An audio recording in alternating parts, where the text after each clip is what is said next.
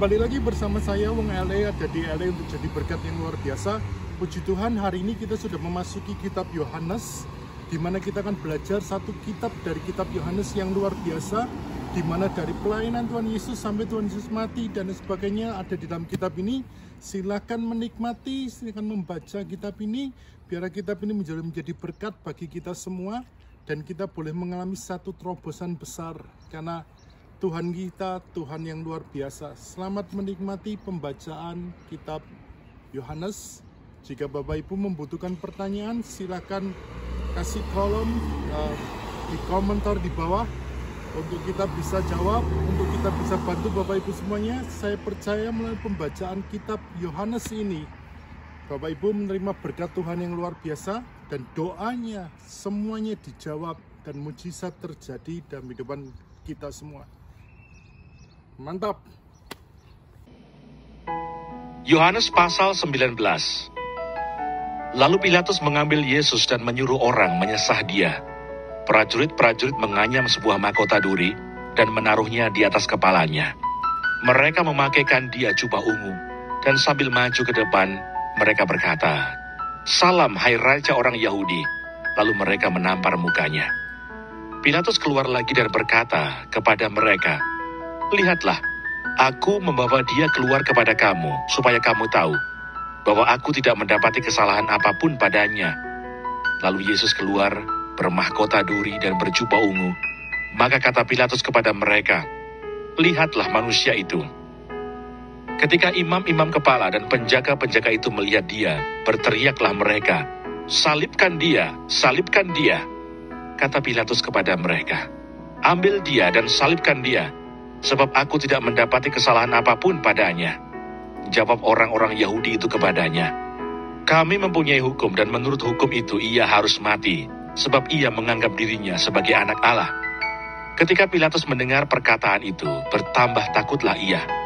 Lalu ia masuk pula ke dalam gedung pengadilan dan berkata kepada Yesus, "Dari manakah asalmu?" Tetapi Yesus tidak memberi jawab kepadanya. Maka kata Pilatus kepadanya, "Tidakkah engkau mau bicara dengan aku? Tidakkah engkau tahu bahwa aku berkuasa untuk membebaskan engkau, dan berkuasa juga untuk menyalibkan engkau?" Yesus menjawab, "Engkau tidak mempunyai kuasa apapun terhadap aku, jikalau kuasa itu tidak diberikan kepadamu dari atas. Sebab itu dia yang menyerahkan aku kepadamu lebih besar dosanya." Sejak itu Pilatus berusaha untuk membebaskan dia, tetapi orang-orang Yahudi berteriak, "Jikalau engkau membebaskan dia, engkau bukanlah sahabat Kaisar. Setiap orang yang menganggap dirinya sebagai raja, ia melawan Kaisar." Ketika Pilatus mendengar perkataan itu, ia menyuruh membawa Yesus keluar, dan ia duduk di kursi pengadilan, di tempat yang bernama Litostrotos, dalam bahasa Ibrani, Gabata. Hari itu ialah hari persiapan Paskah, kira-kira jam 12.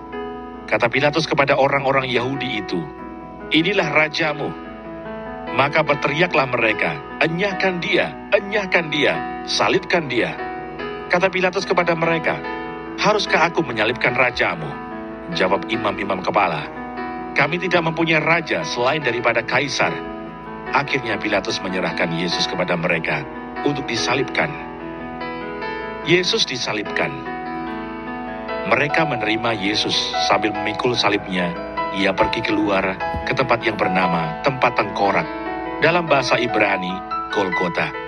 Dan di situ ia disalibkan mereka. Dan bersama-sama dengan dia disalibkan juga dua orang lain, sebelah menyebelah. Yesus di tengah-tengah, dan Pilatus menyuruh memasang juga tulisan di atas kayu salib itu, bunyinya, "Yesus orang Nazaret, Raja orang Yahudi."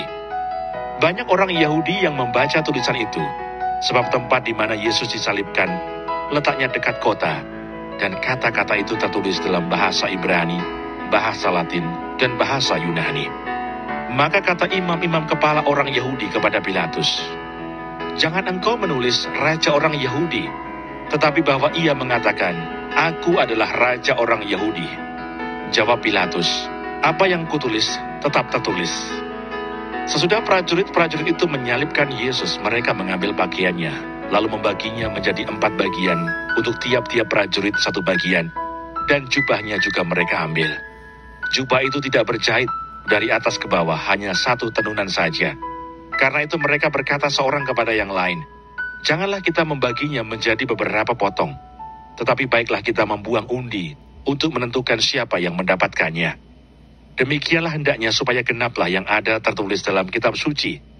Mereka membagi-bagi pakaianku di antara mereka, dan mereka membuang undi atas jubahku." Hal itu telah dilakukan prajurit-prajurit itu. Dan dekat salib Yesus berdiri ibunya dan saudara ibunya Maria, istri Klopas dan Maria Magdalena. Ketika Yesus melihat ibunya dan murid yang dikasihinya di sampingnya, berkatalah ia kepada ibunya, "Ibu, inilah anakmu." Kemudian katanya kepada muridnya, "Inilah ibumu." Dan sejak saat itu, murid itu menerima dia di dalam rumahnya. Yesus mati. Sesudah itu karena Yesus tahu bahwa segala sesuatu telah selesai, berkatalah ia, supaya genaplah yang ada tertulis dalam kitab suci, "Aku haus." Di situ ada suatu bekas penuh anggur asam. Maka mereka menjujukkan bunga karang yang telah dicelupkan dalam anggur asam pada sebatang hisop, lalu mengunjukkannya ke mulut Yesus. Sesudah Yesus meminum anggur asam itu, berkatalah ia, "Sudah selesai." Lalu ia menundukkan kepalanya dan menyerahkan nyawanya. Lambung Yesus ditikam. Karena hari itu hari persiapan dan supaya pada hari Sabat, mayat-mayat itu tidak tinggal tergantung pada kayu salib. Sebab Sabat itu adalah hari yang besar. Maka datanglah orang-orang Yahudi kepada Pilatus dan meminta kepadanya supaya kaki orang-orang itu dipatahkan dan mayat-mayatnya diturunkan. Maka datanglah prajurit-prajurit lalu mematahkan kaki orang yang pertama dan kaki orang yang lain yang disalibkan bersama-sama dengan Yesus. Tetapi ketika mereka sampai kepada Yesus dan melihat bahwa ia telah mati, mereka tidak mematahkan kakinya. Tetapi seorang dari antara prajurit itu menikam lambungnya dengan tombak, dan segera mengalir keluar darah dan air. Dan orang yang melihat hal itu sendiri, ia memberikan kesaksian ini, dan kesaksiannya benar, dan ia tahu bahwa ia mengatakan kebenaran, supaya kamu juga percaya. Sebab hal itu terjadi supaya genaplah yang tertulis dalam kitab suci. Tidak ada tulangnya yang akan dipatahkan. Dan ada pula nas yang mengatakan, mereka akan memandang kepada dia yang telah mereka tikam. Yesus dikuburkan. Sesudah itu Yusuf dari Arimatea, ia murid Yesus, tetapi sembunyi-sembunyi karena takut kepada orang-orang Yahudi, meminta kepada Pilatus supaya ia diperbolehkan menurunkan mayat Yesus. Dan Pilatus meluluskan permintaannya itu. Lalu datanglah ia dan menurunkan mayat itu. Juga Nikodemus datang ke situ. Dialah yang mula-mula datang waktu malam kepada Yesus.